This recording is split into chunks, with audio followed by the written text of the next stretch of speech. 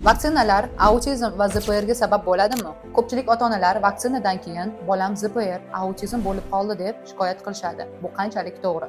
Ilmiy jihatdan Daniya va Amerikada 657 mingta bolada ilmiy tadqiqot o'tkazilgan va tadqiqotga ko'ra autizm vaksina orasida hech qanday bog'liqlik yo'q deya xabar berildi. Unda nega aynan vaksinadan keyin bolalarda shu holat kuzatilyapti? Buning asosiy sababi farzandingiz hali tayyor emasligida. Chunki vaksinalar plusga ishlashidan tashqari minusga ham ishlashi mumkin. Ya'ni sizni farzandingiz hali shu vaksina olishga organizmi tayyor bo'lmagan bo'lsa, shundan keyingina salbiy oqibatlar yuzaga kelishi mumkin. Masalan, ko'p holatlarda farzandingiz quloq og'risa, tomoq qizargan bo'lsa yoki yo'tal bo'lsa ham borib vaksina olib kelishingiz mumkin.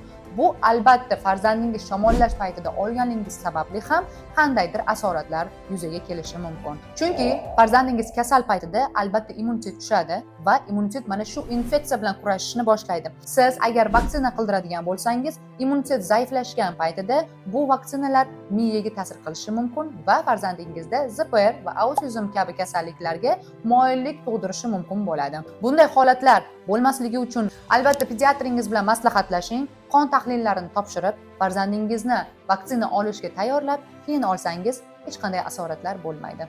Farzandingiz sog'lig'iga bee'tibor bo'lmang. Bundan-da ko'proq ma'lumotlarga ega bo'lmoqchi bo'lsangiz, sahifamga obuna bo'lishni unutmang.